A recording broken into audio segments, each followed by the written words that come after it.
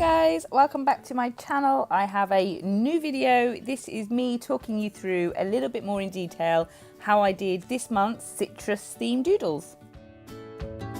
One of the things that I talk a lot about with you guys is that you don't feel confident enough to doodle, or you don't think your doodles are good enough. So I thought I would use this video to talk you through some really simple steps to make a citrus slice.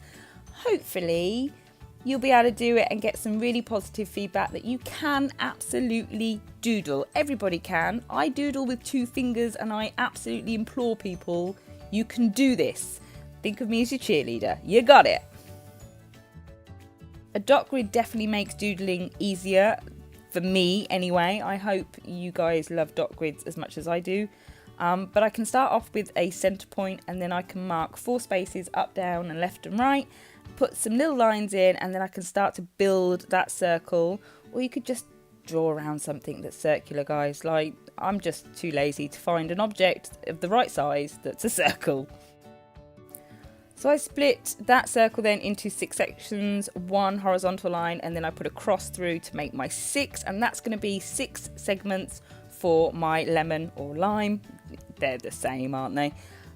So I can then go in and make little triangles inside those 6 sections.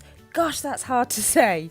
Little triangles. Think Dairy cheese if you're in the UK. Little triangles. They do not need to be neat. I've got rounded edges so that they're not boxy and square. And I'm making them much smaller than that first circle, because the next step is that I'm going to go in and I'm going to put an outline around them all, a bit like a flower. And that's going to separate the segments from the skin, and it means then that I can colour in on the outside, then have a light colour, and then colour in my segments.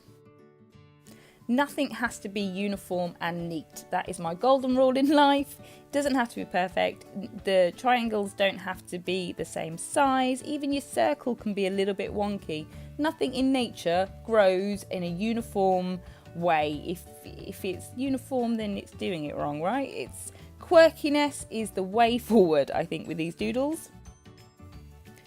So with a big slice, I'm then going to go in and show you just me drawing half a slice, which is not reinventing the wheel, because it is literally doing the exact same steps, but just with half of a slice. So instead of 6 segments, I'm going to do exactly the same, but I'm going to make 3.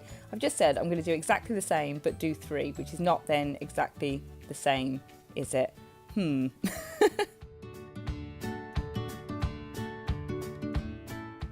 I think you can colour in these slices any which way you so desire. You can just put 1 flat layer of colour down and it will look really cool and bold and vibrant.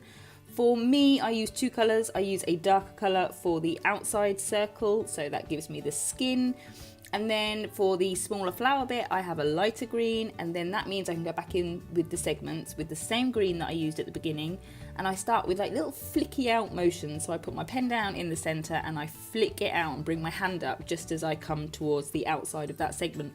And I do that all the way around, and then I just put in a little outline on the outside edge, and then that's me done for that segment. That's about as much shading as I'm going to put in. The rest is just blocking in colour, and I will do that for all the segments, whether they're half segments or whole segments, yellows, greens, grapefruits. You can do whatever colour you like.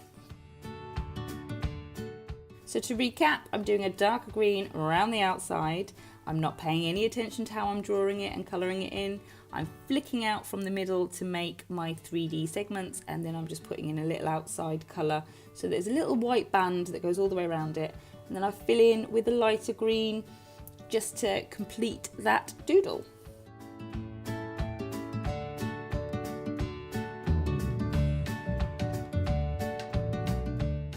So I'm going to go back in and add the step-by-steps of how I've done it, because this will go up on Instagram. So hopefully if people don't see this video, they'll still be able to kind of work out what I'm doing on this spread. If you want to go and save that image for a rainy day, if you want to attempt the doodles, then please do.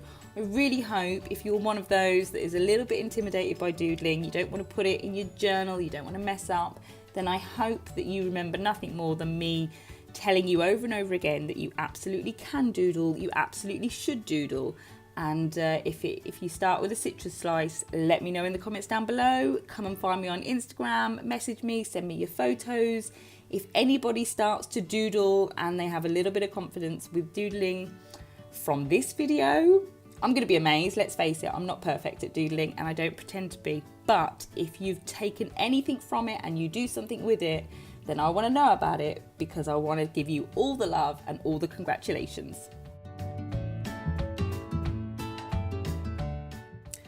I will link all of the stuff that I've used in this video down in the description box below. That's journal, pens. I'm not going to link a rubber and a pencil. They're a pretty standard purchase on Amazon.